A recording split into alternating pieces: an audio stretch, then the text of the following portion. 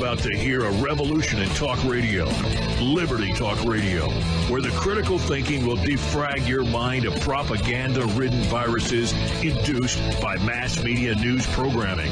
No BS here, just the facts. And now we present to you America's quintessential iconoclastic anomaly. Wow. In talk radio, your host, Joe Cristiano.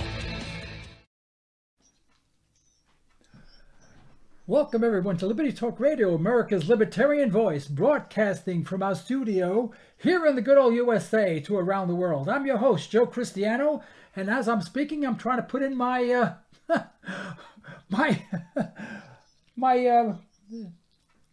we go.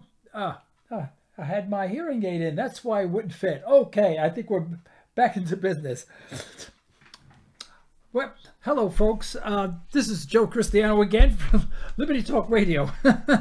Folks, it's time for us to take back control of our government now before this bureaucratic, oversized, and self-serving federal government starves us of our property, our freedom, our rights, and our liberty. But to do this, we must shed conventional thinking regarding our political structure. We need to be revolutionaries in thought, dissidents in action. Only after we recognize what our government is doing to our freedom and our Constitution will we start taking it back, and this program is just about that. Now, folks, I must apologize. I used to do a show, at least 2 shows a week, I mean, religiously. I'm one of the actually first podcasters, early podcasters, not first, but early podcasters. I started back in 2003 or something like that. With Blog Talk Radio, and I had my own studio at one time, and then got ill. I had to shut it down for a while, and now I'm broadcasting from my house. I have been very delinquent in expressing my opinion and asking people for feedback. I think once you get out of the routine of doing it, it is extremely difficult to jump back in.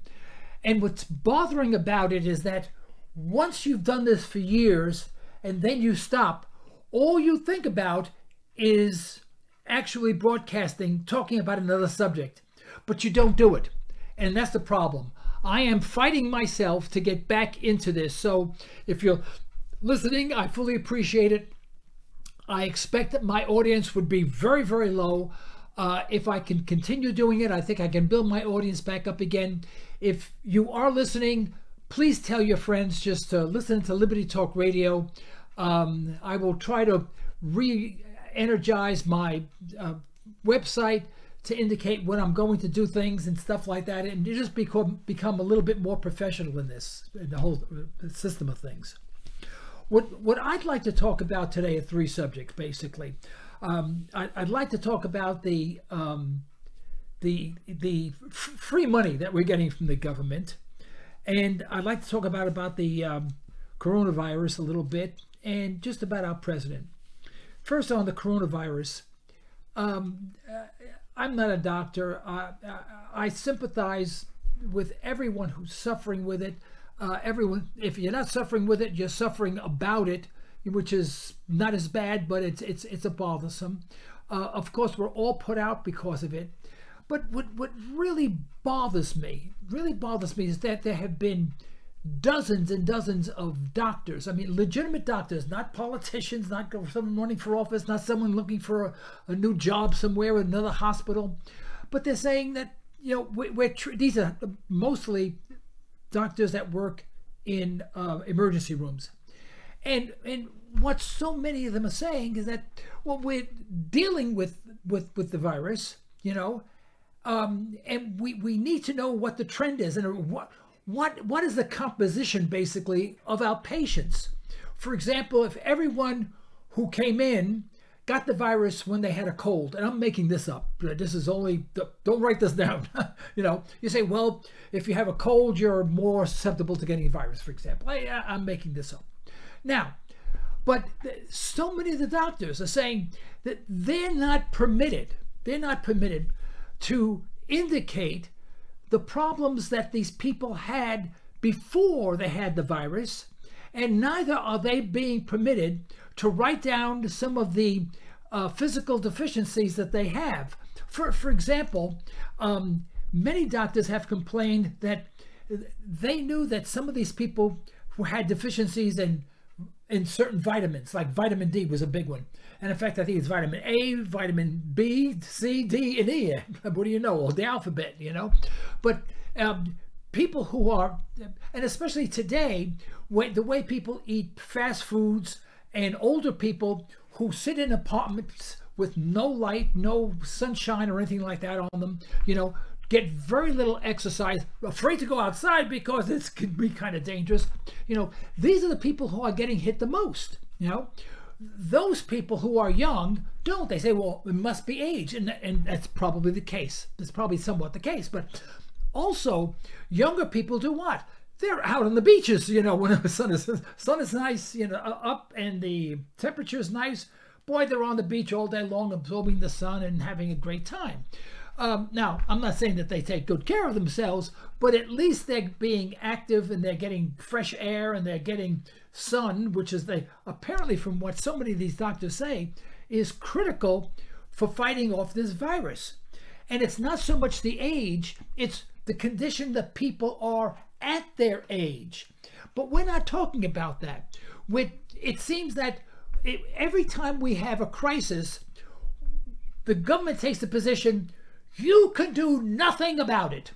You are helpless and you are at our disposal, and we will tell you what to do, how to do it, and when to do it. You know? And anything other than what we say is illegitimate. And it seems that always seems to be the case. We don't hear on mainstream television those doctors that, and these are not guys that want want to become TV stars or anything like that. I mean, they're just doctors, and they're saying that they're very disturbed by this. And I saw one that was an excellent. It was two doctors, and you can tell they look like regular doctors. They've both been doctors for over 20 years in emergency rooms, and they're saying, and they were both saying the same thing, that they were having problems, you know, indicating the cause of death. It had to be the coronavirus. I mean, they could have had many other things that could have caused the death. The coronavirus probably accelerated it or worsened it, or worsened their health, and so they died. But it had to be the coronavirus. It couldn't be, you know, a bad heart. It couldn't have been a deficiency of vitamins or anything else. You name it, it could have. And they complained about it.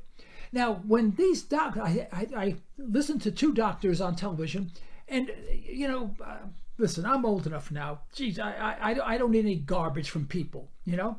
And I think I have a pretty good sense of when people are talking bull, you know?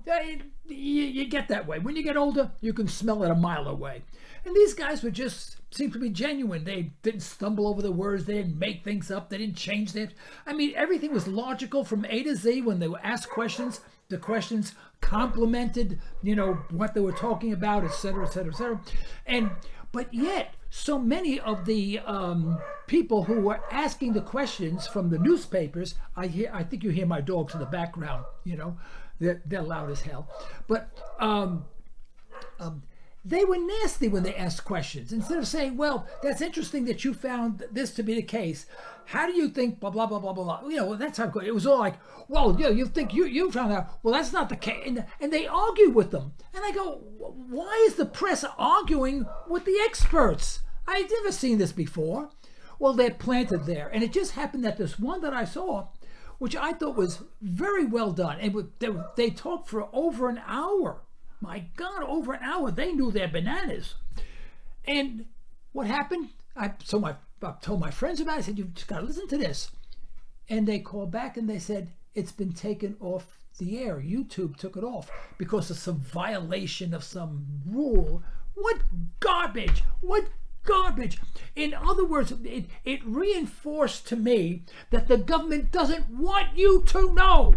They do not want you to know what's going on. And that's sad. You should know what's going on. And which brings me, I think this is my I've got my microphone here. I hope you heard me anyway. But what bothers me, that leads me right into what we are taught in our schools. Our schools are run by the government. So everything that the teachers say in the school has to be approved by a government official. This smacks of it all over again. This is government control. This is not the free market. This is not the medical community talking independently about something that affects everyone in the United States. And yet, we listen to television. If we're Republican, we got to listen to Fox News. If we're Democrat, we have to listen to, the other channels, whatever they are. We've become a dumb nation. We're just dumb people. We don't think for ourselves anymore. We're not critical thinkers. And we learned this from school because the schools are run by the government. The people cannot ask questions. They may get reprimanded. Teachers get angry. And when I actually have proof of this, because I have personal experience dealing with teachers. I have teachers in my family. I mean, they're nice people, but they're not critical thinkers at all, because they went to school, they memorized all this stupid stuff, and then they just repeat it. They don't know what it means, what the effects are, if it's true or not. That makes no difference. The only difference is that they repeat what they learned, And I've had conversations with teachers. Well, years ago, I used to try to have conversations with teachers regarding historical things and stuff like that. And it usually doesn't turn out very well, because they just know what they memorized, but they don't understand the background of it. They don't understand how things started, why they occurred. Anyway, but I don't want to go there right now. But our school system teaches our kids to obey, to listen to the teacher, memorize what's in the book, all government approved books, and then they repeat it, they get a diploma, and with that diploma they can get a job. So it seems like we're all been indoctrinated, everyone, including myself. I throw myself in, but since I'm older, it probably wasn't as bad back then, I suspect. But we just repeat what the government says. And I actually have friends who'll say, well, geez, what do you think about this? Well, don't worry, Trump will make America great again. And I look at them, I go, and I'm waiting for a punch like it's a joke. But it's not a joke. They actually mean that. Anyway, so I spoke to my three sons. I have three sons. And he said, hey, Dad, guess what? I got my check yesterday. What check? Yeah, he said, for the coronavirus checks. I said, oh, I think it was like, I'm probably telling you wrong. I think it's $1,250. Now, I know he works. You know why? Because he runs one of my companies. By the way, he does a fantastic job. Infinitely better than I ever did. But don't tell him that. His head will blow up, But he's a very hard worker. He's really smart, He's great with customers. He's much better than I've ever been, And he got it. Now, of course, he didn't sign for it. It just came in the mail, There it is, a check, What do you do with it? You put it in the bank, you spend it on stuff, I guess, And he says, hey, and my wife got one, and my daughter got one, and she got a smaller one. So all three of them came to around $2,500 or something like that. No, I'm sorry. Around $2,000 something, And I didn't ask what he was going to do with it. I said, well, that's great. He says, oh yeah, yours should be in the mail next week. Because the older people are getting it later on, or people have retired are getting it later on. And I said, okay. And I said, well, isn't that funny? Here's a guy who, is working. He's got a good job. He's also a musician, a professional musician. He plays the bass, the stand-up bass, and whatever he plays in, with sometimes the colleges have asked him to come in when they have people coming from out of town and they need a backup. So he's that good. I mean, he reads music. His wife has a job with the city, you know, in adopting, wonderful job, and they help adopt abandoned children and stuff like that. So it's a nice job, but it's a city job, you know. She gets paid very well, you know, in my opinion, because I'm old-fashioned, you know. Anyone who makes a lot of money, you know, to me $45,000 is a lot of money, you know, and to a lot of people it's nothing. But you know, I came from nothing, you know, so nothing to $40,000 is a lot of money. Anyway, but and she's a very nice girl, and she does a fine job. She really serves society very, very well. But she has a government job, and so, you know, she never criticizes the government or anything like that. And she has a master's degree. And again, it's all memorized stuff, you know. And I'm not knocking her. Don't get me wrong. I mean, she's a wonderful person. She's very, very good to me. I'm very happy to have her as my daughter-in-law. I'm just happy, you know. But here's a family that's doing well now. Her job, she can't go to work, but she can do her work at home. So she's getting paid. I think she's getting paid her full amount and getting paid at home. And my son, he runs a company. I make funds available. I mean, in fact, I've taken money out of my own pocket to keep things going in the company. I don't want to lose my employees. They're too good, and I'll sacrifice it. I'll give some back out in, and maybe someday I'll get it back again. If I don't, no big deal. No big deal at all.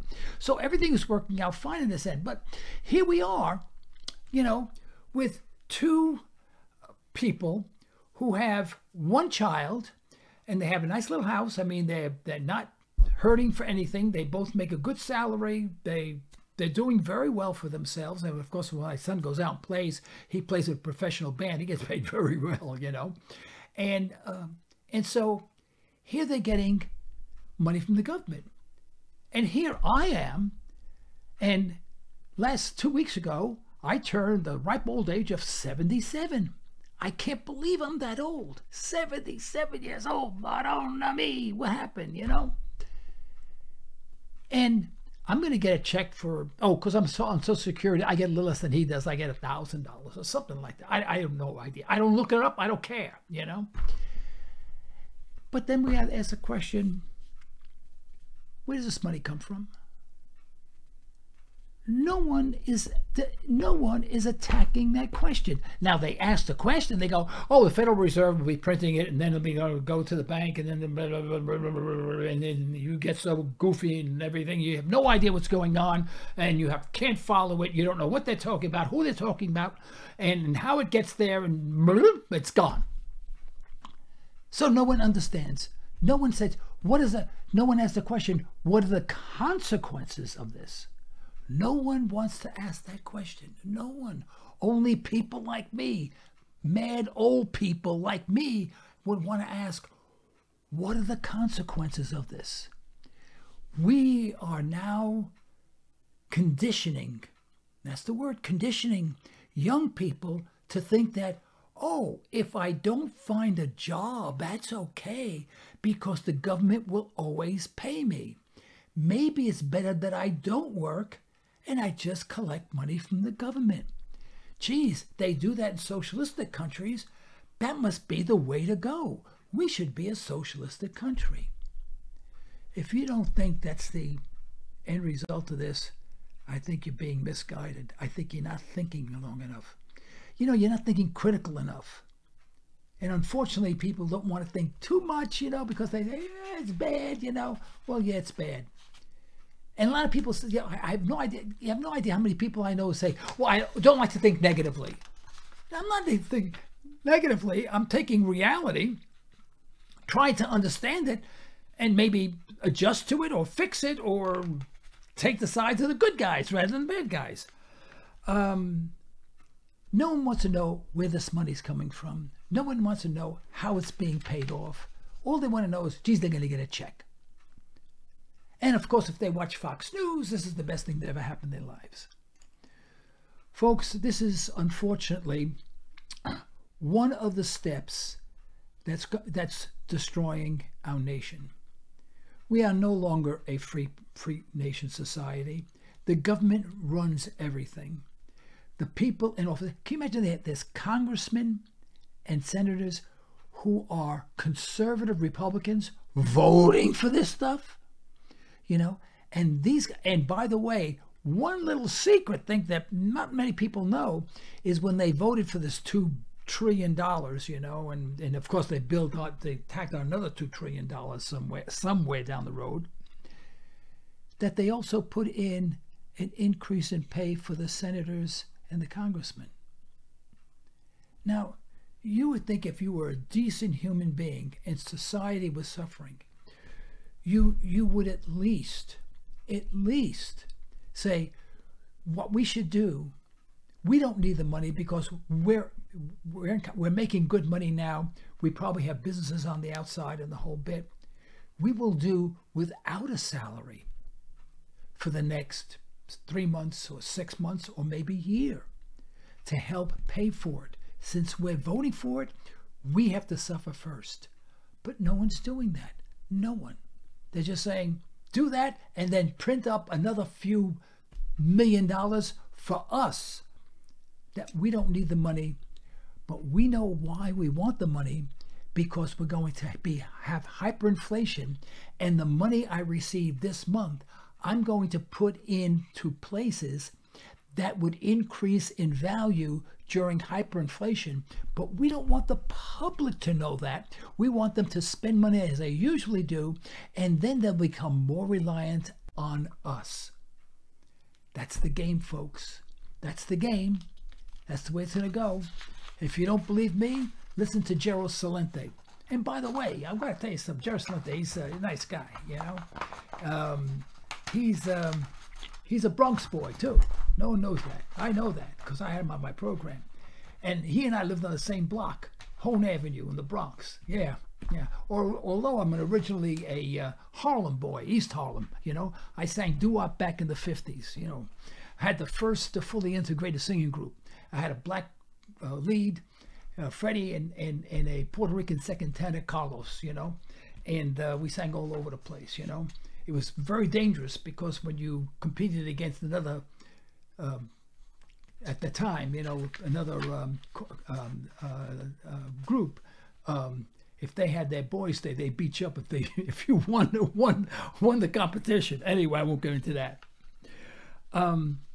I want to make mention of something, and I know this is not going to be accepted very well, but I think of all the people who have ever had the job of presidency, very few of them were really made for that job. And when I say made for that job, I mean because they understood the Constitution, they understood what they were getting into, they were truly independent. They weren't in office because of, contributions by large corporations, all that stuff. You know that stuff. I don't have to repeat that. But I really feel that Donald Trump is not suited to be president. Not at all. I have listened to dozens of his, if he has a dozen a day, probably, but dozens of just updates, you know, to the press. And he does a horrible job. Invariably, someone asks a question, and if he doesn't like the question, he calls the person, you're part of the fake news and stuff like that. I mean, it is so low class. You know, if I did that and my father was alive, he'd slap the hell out of me. And, you know, unfortunately, since I'm from New York, I know a little bit about, you know, Trump. I've studied a little bit about Trump. He's got a terrible track record. And the reason why he will not show his financial statements is because it would be very, very embarrassing. He puts on the show like he's made money. He's never once in his life. I know I've studied his stuff, or his companies. He's never made money. He's always lost money. He's literally lived in bankruptcy. But he put on a show that you would think he was the wealthiest man in the world. But it's not the wealth. It's the way he approaches problem solving. Problem solving means you get the right people to do the thinking about what should be done and make them give you a scenario that's best for the country on constitutional grounds. That's very simple. But no, he's got to make the decision, and some of them just stupid decisions. Absolutely idiotic. And I cringe. I don't hate the guy or anything like that. I don't wish him badly. But he should never have taken that job. And as we speak, he's being sued for all sorts of things regarding that Trump University that must be so great. It was a bomb. It was everything about it was wrong. And he had people teaching there who were totally unqualified, and yet he told them that they had the highest degrees you can imagine, and they weren't. Anyway, but I don't want to get into that. It's just that here we have some very almost impossible situations that we have to deal with, and it's guided by a president who shouldn't have that job because he cannot think this way. He cannot think logically. He doesn't think constitutionally. He doesn't have heart. He doesn't say, well, this is what we probably should do, but it hurts so many people. Is there a way that we can do it constitutionally and still help the people? I mean, I would be cheering him. You can hear me from one side of the earth to the other. I'll be cheering from so much. But no, he calls everyone fake news, and he stops talking, he turns around, he walks away. And people think he's so strong, he can do that, No, he's inconsiderate. He's not very knowledgeable. And quite frankly, he's quite ignorant. And historically, he's been a failure. And now he's bringing this failure to the United States. I don't know.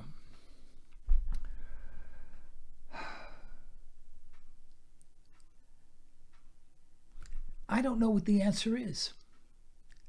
I think we have several things going on at the same time that's going to cause a tremendous disruption to our democracy. The big question is, how do we get out of this? I don't know the answer to that. I know what we should have done in the first place is when this virus hit, we should have done what we did back in the 1930s. The hospitals, the food banks and whatever, they were helping people, and people should start cutting back. But people were spending so much money, they're so highly in debt. When they talk about the Great Depression and places at times after that in the 1930s and even after that, people didn't have debt. They worked hard. Mothers stayed home with their children. They didn't have jobs. Their job was to raise the children. And the father's job was to go out, usually out of the house, and to make money so that they can buy food for the children. But now the people have 3 and 4 kids, but they have to have their jobs, and then all of a sudden everything goes haywire. Maybe the wife loses her job. Now the kids are not going to school. She has to stay home. They think that the world is the way it should be, because that's the way they made it. But not that it cannot change. Well, now they're going to suffer. Everyone's going to suffer. Companies are going to suffer. And when companies suffer, they lay people off. When they lay people off, the people suffer. And those people have children. I mean, we're all in this together. It's not this one person's doing well, one person. Everyone suffers. Now, obviously, the uber rich, they're not going to have a problem at all. Now, those people who are very prudent in the way they deal with money, they'll do much better. Now, I tell you, I'm a skinflint. I'm terrible when it comes to spending money. My house, I couldn't wait to pay it off. And I don't have a house mortgage. I pay my home taxes, the taxes for the year. I pay that. I usually save that a year in advance. I mean, I'm really old-fashioned. I mean, I still count my pennies and nickels and change. I do all that stuff. Everything that used to be done in the 50s, I'm doing today. And it's all paying off. Now, I'm not wealthy, but I can see myself through this. I have extra food. I always have extra money just in case, but the most important thing is that I don't have any car payments. I have no mortgage payments. And everything that I own outright, or I have paid in advance. But that's the way I am. I don't expect everyone to be like me, and I don't want to be like anyone else. But we don't teach our people this. We don't teach it in school. Our parents don't. Our parents think that, it's great because we can borrow money and go on a cruise or something. So I don't have faith right now in our government. I don't have faith in our resolution to our problems. I think they're politically skewed. I have no faith in our school system, none whatsoever, even the later school systems. Even if you want to become a doctor, I still am skeptical of the way they teach, because it's run by the pharmaceutical industry. I have very little faith in our president. And at this point, I think I'm having a little problem with our future. I think if we're going to do anything, we have to start building our own family up together.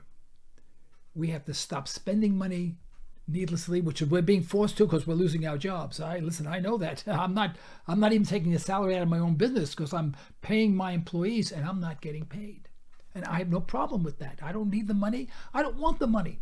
In fact, I'm putting money in so they can buy food for their family. And I don't mind doing that. I don't want to be praised for that. I don't want anything. But that's the way I was brought up. I was brought up in an old-fashioned way. You don't spend money unless you have extra money. Not money, but extra money.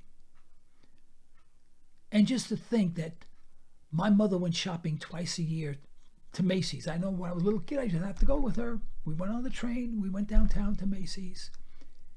Didn't go to Bloomingdale's, just to Macy's. That was the big deal, Spent a few dollars. Went to the laundromat, the Automat. We used to go to the Automat. I used to go to the Automat once a year with my mother, and we used to have a sandwich. I mean, that was the big deal. That was the big deal of the year. And so I grew up in a place where we weren't broke. My father had his own business, but he never went anywhere. We went out to eat twice a year. Of course, my father celebrated his birthday twice a year because the birthday on his papers when he came here was 2 weeks different than his actual birth certificate. So he claims that he was due two birthdays a year, and that's the only time we went out to eat. I just wish that we would become a smarter nation. I think the big problem is that we've become a really dumb nation, a non-thinking, repeat what you hear on mainstream television nation. And it's only going to get worse. Now, I'm not asking for a revolution out in the street. I'm asking people to think. Not to think of how much money they're going to get, to think of how they're going to take in their own world, forget the rest of the world, their own world, how they're going to take what they have now, how they're going to improve it, how they're going to reduce their expenses, increase their income, make sure that their children get a good education. It may mean homeschooling. That's what I would prefer. That if they do have a job, maybe one of them stay home with the child, preferably the mother, obviously. And I say obviously, please don't send me emails saying don't say that. Where the mother would stay home with the child and still have a business at home. And then if the father can have a business at home, even better. Both of them would be great. But usually the male has to go. He's maybe a traveling salesman or whatever. I wish we would start thinking that way. And we would stop repeating what we hear on television. That's horrible. Anyway, this is, what is today? Today's Wednesday. Thursday evening at 5 o'clock Central Time, I'm going to have as our guest again, I have him very often, I can't think of his name. Isn't it amazing? I think my mind is going, I'm going to have a guest, and he's going to be talking about the situation we have here. So tomorrow at 5 o'clock, and so if you can tune in, that's 5 o'clock Central Time, and Andy Sutton, he's an economist, and he'll be my guest tomorrow night. So I hope you have time to listen in. Okay. With that, I'm sorry I rambled on so much. Next time I'll make it much shorter. Thank you very much for listening in.